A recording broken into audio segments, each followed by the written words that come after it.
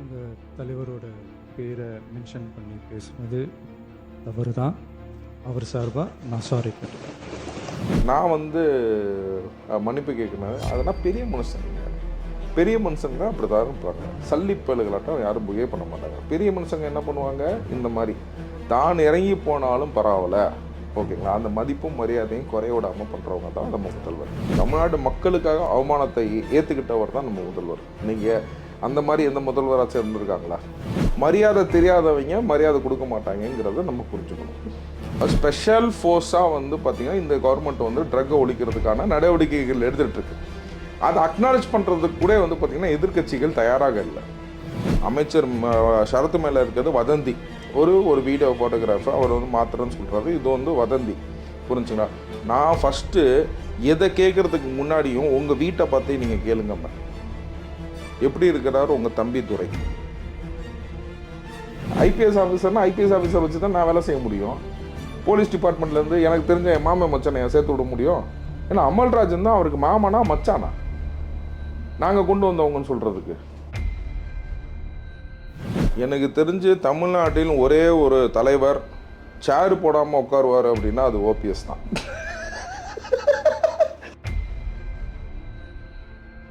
iPlus TV, India's #1 QLED TV. Crystal clear picture quality with 3-year replacement warranty. Smart voice, smart entertainment. நான்காம் துணை நேயர்கள் அனைவருக்கும் வணக்கம். இன்று நம் நிகழ்ச்சியின் சிறப்பு விருந்தினர் அட்வொகேட் திரு ஆரோக்கிய சதீஷ் அவர்கள் இணைந்துள்ளார். வணக்கம் சார். வணக்கம். இன்னைக்கு சட்டமன்றமே பயங்கர ஒரு அமளி துமளி அப்படின்னு போதைப் பொருளை மையமா வச்சு பல வாக்குவாதங்கள் அங்க நடந்திருக்கு. அதை தவிர நீங்க என்ன மாதிரியான விஷயங்கள் அங்க பாத்தீங்க, என்ன மாதிரியான விஷயங்கள் உங்களுக்கு இது சரியில்லைன்ற மாதிரி இருக்கு சார் இன்னைக்கு சட்டமன்றத்துல? இல்லை, இன்றைக்கி திமுகவால் எதுவுமே பேசக்கூடிய நிலைமையில இல்லை. அதாவது என்னன்னு கேட்டிங்கன்னா, அமைச்சர் ஆதவர்ஜனா நல்லா கரெக்டாக ஒன்று சொல்லியிருக்காரு. நாங்கள் இந்த போதைப் பொருளை ஒழிக்கணுங்கிறதுக்காக பார்த்திங்கன்னா ஸ்டாட்டிஸ்டிக்ஸ் வைக்கணும். அதாவது எப்படி எங்கெங்கன்னா போஸ்கோ வழக்குகள் எங்கே ரைஸ் ஆகுதுன்னு கேட்டிங்கன்னா, அந்த போதைப் பொருட்களை யூஸ் பண்ணுறதுனால தான் ரைஸ் ஆகுது. அந்த மாதிரி விஷயத்தில் வருஷமாக எவ்வளோ ரைஸ் ஆகிட்டு இருக்குது அப்படின்னு சொல்லி இது பண்ணார். இப்போ எங்கள் பட்ஜெட்டில் பார்த்திங்கன்னா நாங்கள் 350 கோடி இந்த ட்ரக் டிராஃபிக்கிங், ட்ரக்கு இதை மட்டும் ஒழிக்கிறதுக்காக மட்டுமே நாங்கள் அலாட் பண்ணியிருக்கோம். அந்த மாதிரி உங்கள் பட்ஜெட்டில் இருக்குதான்னு மட்டும் சொல்லுங்கள் அப்படின்னா. ஸோ அவங்க நார்மலாக ஒரு போலீஸ் டிபார்ட்மெண்ட்டை மட்டும்தான் அவங்க யூஸ் பண்ணிகிட்ருக்காங்கன்னா, ஸ்பெஷல் ஃபோர்ஸாக பார்த்திங்கன்னா இந்த கவர்மெண்ட் ட்ரக்கை ஒழிக்கிறதுக்கான நடவடிக்கைகள் எடுத்துகிட்ருக்கு. அதை அக்னாலேஜ் பண்ணுறதுக்கு கூட பார்த்திங்கன்னா எதிர்க்கட்சிகள் தயாராக இல்லை. இப்போ எல்லாருமே போலீஸ் எல்லா வேலையுமே பார்க்குறாங்கங்க, புரிஞ்சுங்களா? போலீஸ் எல்லா வேலையுமே பார்க்குறாங்க. ஆனால் ஸ்பெஷலாக பார்த்திங்கன்னா இந்த ட்ரக் எந்தெந்த ரூட்டில் வருது, எப்படி வருது அப்படிங்கிறத டோட்டலாக நம்ம அழிக்கக்கூடிய நிலைமையில நம்ம இருக்கிறோம். இப்போ நம்ம நல்லா யோசிச்சு பாருங்கங்க, ஒரு தாய் தந்தையருமே இன்றைக்கி பயப்படுறோங்க, புரிஞ்சுங்களா? ஒரு விஷயத்துலையும் பயப்படுறோம். ஆக்சுவலாக சொல்லப்போனால் பார்த்திங்கன்னா நான் கம்ப்ளீட்டாக இந்தியா ஃபுல்லாக நீங்கள் பார்த்தீங்க அப்படின்னா தமிழ்நாடு இஸ் அண்டர் கண்ட்ரோல்னு சொல்லுவோம். தமிழ்நாடு இவ்வளோ மோசமாக இருக்குன்னா மற்ற இந்தியா ஃபுல்லாக எப்படி இருக்குன்னு யோசிச்சு பாருங்கள்.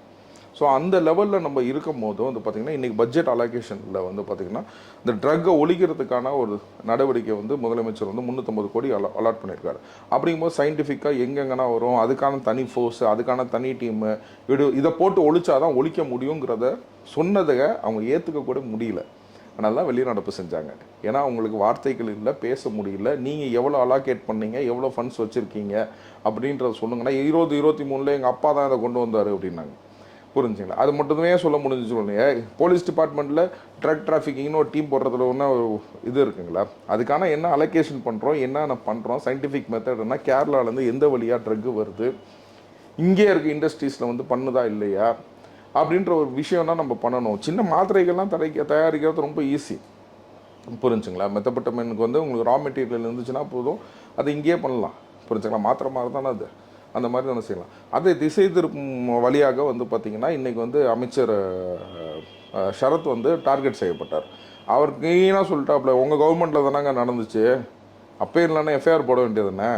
ஸோ இந்த மாதிரி வதந்தியை கிளப்பாதீங்க, ப்ரூஃபே இல்லாமல் எந்த விஷயத்தையுமே நீங்கள் பேசாதீங்க அப்படின்னு சொல்லிட்டு ரொம்ப சூப்பராக பதிலளிச்சு. அமைச்சர் ஷரத் அவர்கள் மீது நீங்கள் போதைப் பொருள் அங்கே மைதானத்தில் உட்காந்து யூஸ் பண்ணலையா, அதை உங்கள் ஆட்சியில் உங்களுக்கு மேலே எந்த நடவடிக்கையுமே எடுக்கல, இதுக்கு என்ன பதில் சொல்ல போறீங்கன்ற மாதிரி கேள்வி எடுக்கு. இல்லை, ஆக்சுவலாக அமைச்சர் ஷரத் என்ன சொன்னார்னு கேட்டிங்கன்னா, நம்ம அது இல்லைன்னு சொல்லி விளக்கம் கொடுத்துட்டாரு, ரொம்ப கிளியராக வந்து விளக்கம் கொடுத்துட்டாரு. நாங்கள் இதுதான் பண்ணோம், இதுதான் பண்ணோன்னு. இன்னைக்கு சட்டசபையில் ஆள் இல்லாதனால நீங்கள் பேசுகிறீங்க, ஓகேங்களா? எதிர்க்கட்சி தலைவர் அவர்களே, நான் ஒன்று கேட்டுக்கிறேன். அமைச்சர் சரத்து மேலே இருக்கிறது வதந்தி. ஒரு வீடியோ ஃபோட்டோகிராஃபை அவர் வந்து மாத்திரன்னு சொல்கிறாரு, இது வந்து வதந்தி, புரிஞ்சுங்களா? நான் ஃபஸ்ட்டு எதை கேட்குறதுக்கு முன்னாடியும் உங்கள் வீட்டை பார்த்தே நீங்கள் கேளுங்கம்மா. எப்படி இருக்கிறார் உங்கள் தம்பி துரை, அவர் நல்லா இருக்கணும்னு சொல்லி நான் வாழ்த்துறேன். அவருக்காக நான் ப்ரே பண்ணிக்கிறேன். ஏன் அவர் 2 வருஷமாக வெளியில் வரல? இதுக்கான ஒரு விளக்கத்தை வந்து எதிர்க்கட்சி தலைவர் சொல்ல முடியுமா? சொல்லுங்கங்க. தான் முதுகில் எவ்வளோ அழுக்கு இருக்குதுங்கிறத அவங்க ஃபஸ்ட்டு பார்த்துக்கணும். தன் தம்பி எப்படி இருக்கிறாருன்றதை அவர் சொல்லட்டும். அவருக்காக பிரார்த்திக்கிறேன், புரிஞ்சுங்களா? எனக்கு எந்த விதமான வன்மமும் கிடையாது, புரிஞ்சுங்களா? அவர் குணமாகி சீக்கிரமாக வெளியில் வரணும்னு நம்ம கேட்டுக்கிறோம், புரிஞ்சுங்களா? உங்கள் வீட்டில் போய் கேளுங்க சார். திரும்ப நானும் சொல்கிறேன், உங்கள் வீட்டில் போய் கேளுங்க, ஓகேங்களா? உங்கள் வீட்டை திருத்துங்க, புரிஞ்சுங்களா? நான் சொல்கிறது ஒன்றும் தப்பு இல்லைல்ல, புரிஞ்சுங்களா? ஒருத்தர் நல்லா இருக்கணும்னு தான் சொல்கிறேன், வேறு எதுவுமே சொல்லலை. ஆனா இப்ப போதைப் பொருளை வச்சு இவ்வளவு விமர்சனங்கள் நம்ம திமுக மேல வச்சாலுமே, திமுகவின் அதிகாரியாக இருந்த போதைப் பொருள் தடுப்பு சட்டத்துக்கு செயல்பட்டு இருக்க அமல்ராஜ் அவர்களை தானே நீங்களும் இப்போ அதிகாரியா வச்சிருக்கீங்க. அப்படி நல்லா நாங்க செயல்படலன்னா அதே அதிகாரி நீங்க எதுக்கு வேலைக்கு வச்சிருக்கீங்க? ஏங்க அமல்ராஜ் இப்போ என்னங்க, இப்போ என்ன போஸ்டிங்கில் இருக்காரு? என்ன போஸ்டிங்கில் இருக்காரு? அது கூட இந்த ஃப்ளாப்புக்கு தெரியல, ஓகேங்களா? He is a commissioner for சென்னைங்க, புரிஞ்சுங்களா? He is a commissioner for Chennai. அவர் சென்னையை விட்டுட்டு நீங்கள் வெளில போனீங்கன்னா தாம்பரத்தில் கூட அவர் கமிஷனராக அவர் ஆர்டர் போட்டார்னா நடக்காது. இப்போ என்ன இவங்க உபயோகப்படுத்தின அதிகாரிகள் எல்லாத்தையுமே நம்ம வந்து தூக்கி வெளியில் எரிஞ்சிடணுமா? அதிகாரிகள்ன்றது யார்? ஐபிஎஸ் முடிச்சுட்டு வந்தார். என்னமோ உங்கள் வீட்டு பக்கத்து வீட்டில் நீங்கள் வேலைக்கு வச்ச ஆள் மாதிரி பேசிகிட்டு இருக்கீங்க. என்னங்க அந்த அறிவு கூட இல்லையே அந்த ஃப்ளாப்புக்கு. இப்போ நம்ம என்ன இருக்கிற ஐஏஎஸ் அதிகாரிகள், ஐபிஎஸ் அதிகாரிகள் அவர்கள் ஆட்சியில் வந்து செயல்பட்டார்கள், அவர்கள் எல்லாத்தையும் அகற்றிட்டு நான் வேற யாராச்சும் கொண்டு வரணுமா? சொல்லுங்க, எனக்கு புரியல. He doesn't understand anything. IPS ஆஃபீஸர்னா ஐபிஎஸ் ஆஃபீஸர் வச்சு தான் நான் வேலை செய்ய முடியும். போலீஸ் டிபார்ட்மெண்ட்லேருந்து எனக்கு தெரிஞ்ச என் மாமே மச்சானை சேர்த்து விட முடியும். எப்பா நான் ஆட்சியில் இருக்க வரைக்கும் நீ கமிஷனர் நான் சொல்ல முடியும்? என்ன ஒரு முட்டாள்தனமான ஒரு பேச்சு. அதிகாரிகளை வேலை வாங்குவது தான் அரசாங்கத்தின் வேலை. லெஜிஸ்லேட்டிவோட ஃபங்க்ஷன்ஸ் என்னங்க? எக்ஸிக்யூட்டிவ் வச்சு ஆப்ரேட் பண்ணுறது தாங்க, எக்ஸிக்யூஷன் பண்ணுறது தான் எக்ஸிக்யூட்டிவ், புரிஞ்சுங்களா? லெஜிஸ்லேட்டிவ்ஸ் வந்து ஆர்டர்ஸ் போடுறது தான் வந்து லெஜிஸ்லேட்டிவ், அதாவது பொலிட்டீஷியன்ஸ். அப்படிங்கும் போது அவங்கள வச்சு தானே வேலை செய்ய முடியும், இவரை வச்சா வேலை செய்ய முடியும். ஏன்னா அமல்ராஜன் தான் அவருக்கு மாமனா மச்சானா நாங்கள் கொண்டு வந்தவங்கன்னு சொல்கிறதுக்கு? இல்லைன்னா அவர் பெத்த பிள்ளையா? ஒரு மூளையே இல்லாமல் பேசுகிறாப்புலங்க. He doesn't have sense. நல்லா யோசிச்சு பாருங்க. இப்போ நீங்கள் என்ன இன்டர்வியூ எடுக்கிறீங்க, ஓகேங்களா? நாளைக்கு போய் நீங்கள் வந்து ஃப்ளாப்பே இன்டர்வியூ எடுக்கிறீங்கன்னு வச்சுக்கோங்க, புரிஞ்சுங்களா? ஏன்ட்டு கேட்ட கேள்வியாவே அப்படி கேட்க முடியும்? அவருக்கு சம்மந்தப்பட்டதான் கேட்கலாம். ஏன்னா அவருக்கு என்ன சம்மந்தப்பட்டிருக்குதுன்னு அவருக்கே தெரியாது, புரிஞ்சுங்களா? Let him understand this. அதிகாரிகளை வச்சு வேலை வாங்குறது தான் இந்த கவர்மெண்ட்டு. உங்கள் அதிகாரி எங்கள் அதிகாரின்னு சொல்லி சொன்ன கொண்டாடுறதுக்கு நீங்கள் ஒன்றும் யூ ஆர் சென்ஸ்லெஸ் பர்சன் அப்படின்றதான் நான் சொல்லுவேன். மூளை உபயோகப்படுத்தாமல் இந்த கேள்விகள்லாம் கேட்குறாரு. ஆனால் இன்னொரு விஷயம் வந்து பார்க்கணும் சார், பயங்கர ஒரு அமளியை வந்து இந்த கேள்வி ஏற்படுத்துச்சு சட்டமன்றத்தில். அதாவது ஓபிஎஸ் அவர்கள் வந்து தாவேகா அமைச்சர்கள் எம்எல்ஏக்களை பார்த்து சொல்லியிருப்பாரு, நீங்கள் கண்ணியம் அப்படின்னா என்னன்னு கற்றுக்கோங்க, மரியாதை கொடுக்கறது அதெல்லாம் வந்து கற்றுக்கோங்க அப்படின்ற மாதிரி சொல்லியிருப்பாரு. புதுசாக வந்திருக்கீங்கன்னு ரமேஷ் அவர்கள் அதற்கு வந்து நீங்கள் ஃபஸ்ட்டு உங்கள் எதிர்க்கட்சி தலைவருக்கு அதை சொல்லிக் கொடுங்க அப்படின்றது பயங்கர ஒரு சர்ச்சையாக மறைச்சு கத்தல் அந்த கூச்சல்லாம் கேட்டுச்சு. இதை எப்படி பார்க்குறீங்க சார்? எனக்கு தெரிஞ்சு தமிழ்நாட்டில் ஒரே ஒரு தலைவர் சேரு போடாமல் உட்காருவார் அப்படின்னா அது ஓபிஎஸ் தான். சேரு போடாமலே உட்காரக்கூடிய ஒரே தகுதி படைத்த ஒரு தலைவர் வந்து ஓபிஎஸ் தான், புரிஞ்சுங்களா? ஸோ அதனால் வந்து அந்த மரியாதை என்னன்னு அவருக்கு தெரியும். ஏன்னா சேரு போடாமலே சேரு போட்ட மாதிரி உட்காரக்கூடிய ஒரே ஒரு நபர் ஓபிஎஸ் தான், புரிஞ்சுங்களா? அதுக்கு வந்து நம்ம சிங்கப்புலி அமைச்சர் ரமேஷ், அவரை சிங்கப்புலின்னு தான் கூப்பிடணும் இல்லமேட்டு. அமைச்சர் ரமேஷ் வந்து நல்லா ஒரு கேள்வி வச்சார். என்னன்னு கேட்டால் மரியாதைனா என்னன்னே தெரியல அப்படின்னு. அதுக்கு வந்து சபாநாயகர் சூப்பராக ஒரு விளக்கத்தை சொன்னார். எந்திரிச்சு வந்து கொடுக்கணுன்றது அவசியம் இல்லை, ஓகேங்களா? முதல்வரோ எதிர்க்கட்சி தலைவரோ வந்து வரும்போது வந்து அவசியம் இல்லை. ஆனால் பண்பாடு தெரிந்தவர்கள் இந்த மாதிரி செய்ய மாட்டார்கள். புரிஞ்சுங்களா? இபிஎஸ் அவர்கள் முன்னாள் முதல்வர், அவருக்கும் நேராக போய் வணக்கம் வச்சார், அவர் எந்திரிச்சு வணக்கம் வச்சார். புரிஞ்சுங்களா? அப்படிங்கும் போது எல்லாத்தையும் சுற்றி அது வரைக்கும் வந்துட்டு போகாதனா இது வரைக்கும் வானே அப்படின்னு சொல்லி கூப்பிட்டே எல்லாம் வணக்கம் வைக்கிறாங்க. அப்படிங்கும் போது மரியாதை தெரிஞ்சவர்கள், பாசமிக்கவர்கள், அவர் வந்து நடந்து எல்லாத்துக்கும் வணக்கம் சொல்லிட்டு போகிறாரு. மரியாதை தெரிந்தவர்கள், பண்பாடு தெரிந்தவர்கள் அதை திருப்பி செய்வார்கள். அப்படின்றது என் கருத்தை மட்டும் விட்டுருக்கிறேன். ஸோ இதில்னா சபாநாயகர் சொல்லாமல் சொன்னது ஒரு விஷயம் என்னன்னு கேட்டிங்கன்னா, மரியாதை தெரியாதவனுக்கு மரியாதை தெரியாது அப்படின்னாரு. அப்படிதான் நான் புரிஞ்சுக்கிட்டேன். ஆனா நம்ம கேஎன்ஆர் அவர்கள் வந்து அது அவங்க விருப்பம், எங்க எடப்பாடி அவர்கள் கூட தான் எழுந்துக்கல, அதெல்லாம் நாங்க கேட்டோமா? இல்ல, அதுதாங்க நான் சொல்றேன். மரியாதை தெரியாதவர்கள் அப்படின்னா அதாவது அவசியம் இல்லை, it is not a law, but it is a discipline of our culture அப்படின்றத அவர் சொல்லி முடிச்சாரு. மரியாதை தெரியாதவங்க மரியாதை கொடுக்க மாட்டாங்கங்கிறத நம்ம புரிஞ்சுக்கணும். நான் சொல்றது உங்களுக்கு புரிஞ்சுச்சா? அதான் பதில். ஆனா இதையெல்லாம் தாண்டி அமைச்சர்கள்லயோ எம்எல்ஏக்கள்லயோ ஒருவர் வந்து எதிர்கட்சி தலைவர் அவருடைய பேரை யூஸ் பண்ணதுக்கு நான் சாரி கேட்டுக்கிறேன்னு நம்ம முதல்வர் அவர்களே சாரி கேட்டாரு. இந்த விஷயம்லாம் எப்படி பாக்குறீங்க சார்? சட்டமன்றத்துல ஒருத்தவங்க பண்ண தப்புக்கு நான் சாரி கேட்டுக்கிறேன்னு சொல்ற விஷயத்த இன்னைக்குமே தமிழ்நாட்டு மக்களுக்காக ஒருத்தர் வேலை செய்ய வந்துட்டாருன்னா அவர் இன்னைக்கு வந்து முடிவு பண்ணி வந்து சீஃப் மினிஸ்டர் ஆஃப் கர்நாடகா போய் மீட் பண்ணணும்னு நினைச்சாரு. அவர் வந்து நீங்கள் வராதிங்க அப்படின்னு சொல்லிட்டார். வராதிங்கன்னு சொன்னப்போ கூட தமிழ்நாட்டு மக்களுக்காக அவமானத்தை ஏற்றுக்கிட்டவர் தான் நம்ம முதல்வர். இன்னைக்கு அந்த மாதிரி எந்த முதல்வராச்சும் இருந்திருக்காங்களா? புரிஞ்சுக்கலாம், பேசி பார்ப்போமே. ஏன்னா இன்றைக்கி நாங்கள் கோர்ட்டில் ஒரு விஷயம் சொல்லுவாங்க, அதாவது ஒரு மீடியேஷன், ஃபஸ்ட்டு நீங்கள் கேஸ் போடுறதுக்கு முன்னாடி ஒரு மீடியேஷன் போட்டு பாருங்கள், ஒரு ப்ரீ மீடியேஷனுக்கு கூப்பிட்டு பாருங்கள். ஓகேங்களா? பேச்சுவார்த்தை நடக்குதான்னு பாருங்கள். பேச்சுவார்த்தையில் நடந்து ஒரு விஷயம் வந்து முடிவுக்கு வந்துருச்சு அப்படின்னா அது ஒரு நல்ல ஒரு விஷயம் தானே. நல்லா யோசிச்சு பாருங்க. அப்படின்றத வந்து ஒரு இதை வந்து எடுத்தவர் வந்து நம்ம முதல்வர். புரிஞ்சுங்க. இன்னைக்கு அதே மாதிரி ஒரு விஷயத்துக்கு வந்து பார்த்தீங்கன்னா நான் வந்து மன்னிப்பு கேட்கணும். அதெல்லாம் பெரிய மனுஷங்க அப்படி தான் இருப்பாங்க. சல்லிப்பலுகளாட்டம் யாரும் பிஹேவ் பண்ண மாட்டாங்க. பெரிய மனுஷங்க என்ன பண்ணுவாங்க, இந்த மாதிரி தான் இறங்கி போனாலும் பரவாயில்ல, ஓகேங்களா, அந்த மதிப்பும் மரியாதையும் குறைய விடாமல் பண்ணுறவங்க தான் நம்ம முதல்வர். அவர் பெரிய மனுஷன். சல்லிப்பலுக்கு என்ன பண்ணுவாங்க, டிஷர்ட்டை போட்டு ஏத்தாப்பில் உட்காந்துருப்பான். அப்படி தான் சல்லி பசங்க வந்து உட்காந்துருப்பாங்க. இதுதான் டிஃபரன்ஸு. கரெக்டு தானே? நீங்கள் நல்லா யோசிச்சு பாருங்கள். டிஷர்ட் போட்டு யாராச்சும் ஆஃபீஸ்க்கு வருவாங்களா? எந்த ஆஃபீஸ்க்காச்சும் நீங்கள் டிஷர்ட் போட்டு போனீங்கன்னா அது வந்து ஒரு கௌரவமாக இருக்குமா? நல்லா யோசிச்சு பாருங்கள். இங்கே வந்து சட்டமன்றத்துக்கே டிஷர்ட்டை போட்டு வராங்க அப்படின்னா ஒன்றும் மரபு கிடையாது. நமக்குன்னு ஒரு ப்ரோட்டோக்கால்னு ஒன்று இருக்குல்ல, ஓகேங்களா? அப்படிங்கும் போது வந்து பார்த்திங்கன்னா இது சட்டம் கிடையாது, இது சட்டம் கிடையாது அப்படின்னு நம்ம சொல்லக்கூடாது. நம்ம மதிப்பு மரியாதையும் நம்ம கொடுக்கணும். புரிஞ்சுங்களா? ஒரு ஷார்ட்ஸை போட்டுட்டு இப்போ நம்ம கோயிலுக்கு போயிடுவோமா? சொல்லுங்கங்க. ஒரு ஷார்ட்ஸை மாட்டிட்டு நம்ம ஒரு கோயிலுக்கு போயிடுவோமா? நான் சொல்கிறது வந்து கோயிலுங்கிறது வந்து சர்ச்சு, நாங்களும் கோயிலுன்னு தான் சொல்லுவோம், ஓகேங்களா? சர்ச்சு, மாஸ்க்கு, எல்லாத்துக்கும் ஒரு விஷயத்துலையுமே வந்து பார்த்திங்கன்னா ஒரு ஷார்ட்ஸை மாட்டிட்டு போயிடுவோமா? புரிஞ்சுங்களா? அப்படிங்கும் போது ஒரு ஷார்ட்ஸை மாட்டிட்டு ஒரு ஷாப்பிங் போகலாம், ஓகேங்களா, பீச்சுக்கு போகலாம், புரிஞ்சுங்களா? அது ஒரு ஒரு ஒரு அட்டார் தானே. அந்த மாதிரி டிஷர்ட்டை போட்டு சட்டமன்றத்துக்கு வர்றதுக்குலாம் நம்ம என்னத்தை சொல்கிறது? நம்ம வேணால் 4 மீட்டர் துணி எடுத்து தரேன், தயவுசெய்து சட்டத்தை வச்சுக்கோங்க அப்படின்பான். உங்கள் சேனல் வழியாக நான் கேட்டுக்கிறேன், ஓகேங்களா? 4 மீட்டர் துணி எடுத்து தரேன், 4 சட்டத்தை வச்சுக்கோங்க, சட்டத்தில் வந்து அந்த எம்பளம் கூட போட்டுக்கோங்க, ஓகேங்களா? நம்ம அமைச்சர் ஆனந்தண்ணன் போட்டிருக்க மாதிரி நீங்களும் ஒரு எம்பளம் போட்டுக்கோங்க. ஆனால் ஆனந்தண்ணன் சட்டையை வேணால் கொடுக்க சொல்கிறோம், அதை கூட மாற்றிக்கோங்க. சூப்பராக எங்கள் முதல்வர் படம் இருக்கும், ஓகேங்களா?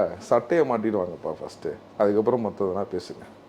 ஆனால் இங்கே போதைப் பொருளுக்கு தாவேக்கா என்ன செய்ய போகுது அதை தடுக்க அப்படின்ற ஒரு கேள்வி இருக்கு. 100 நாள் ஆச்சு, ஆனால் தாவேக்கா ஆட்சியில் போதைப் பொருள் அது வந்து ரொம்ப அதிகமாயிடுச்சு, போதைப் பொருள் அந்த குற்றங்களும் அதிகமாயிடுச்சுன்ற குற்றச்சாட்டு வந்து வைக்கிறாங்க.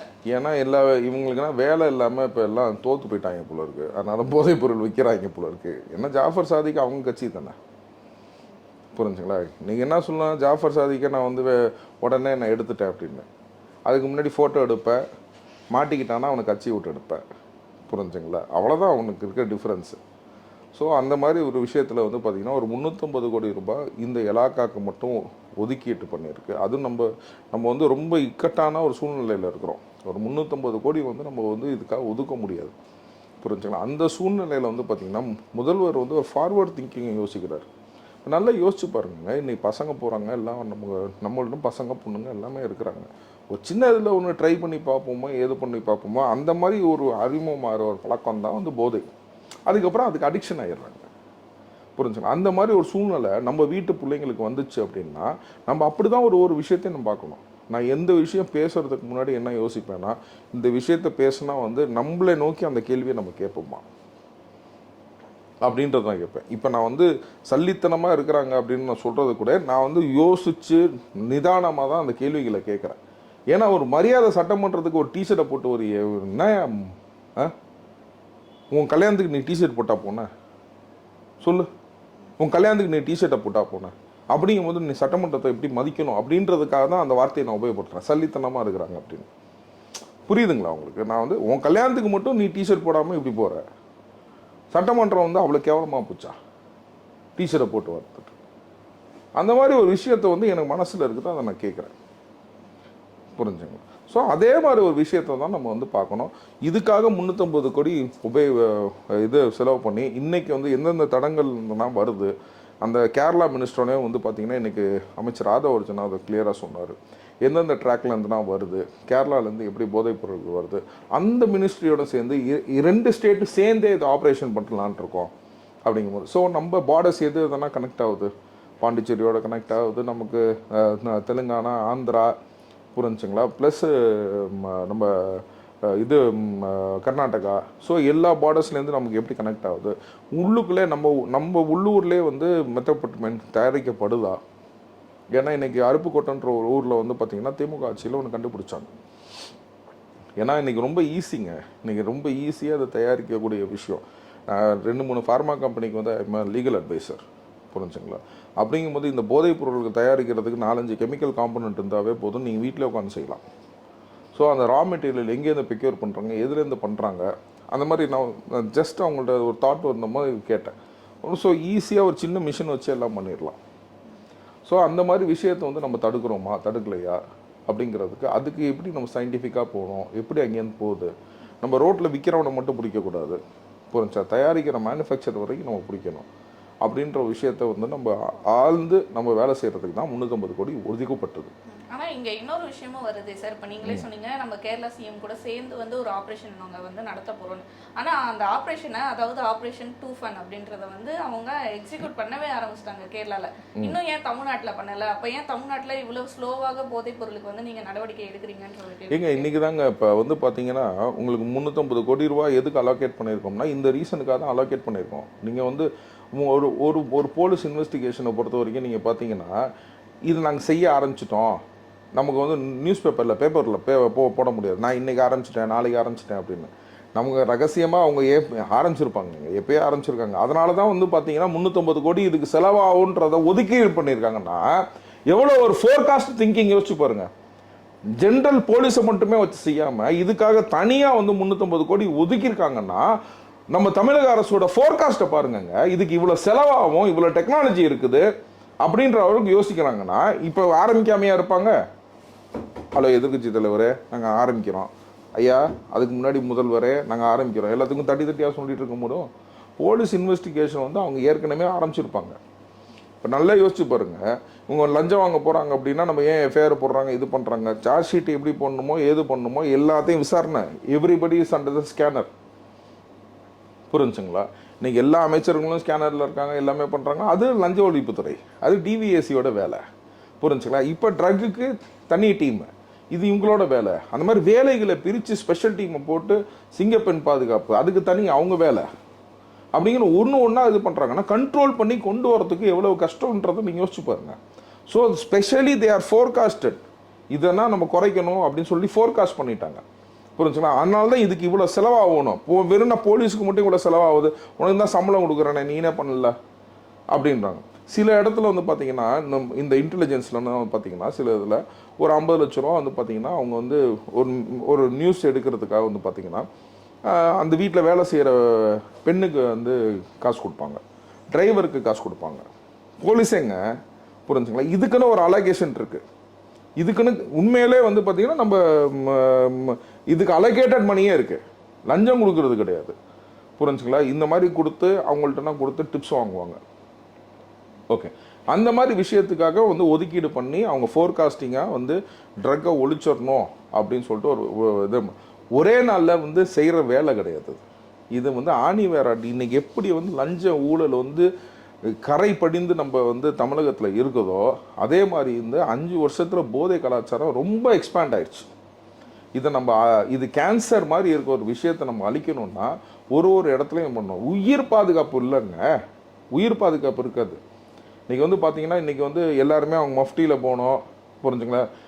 நீங்கள் வந்து ட்ரக்குக்கு போய் இன்வெஸ்டிகேஷன் பண்ணுறவங்க வந்து நல்ல மீசையை முறுக்கிக்கிட்டு இப்படி இருப்பாங்கன்னு நினைக்கிறீங்களா? என்ன மாதிரி தாடி வச்சவங்க கூட இருப்பான். அதுதான் இன்டெலிஜென்ஸ், புரிஞ்சுங்களா? இன்றைக்கி அந்த மாதிரி விஷயத்துலனா ஊடுருவி இருப்பாங்க. எங்கெங்கேருந்து வருது என்னென்ன ஆகுறது அப்படின்றத ஊடுருவி இருப்பாங்க.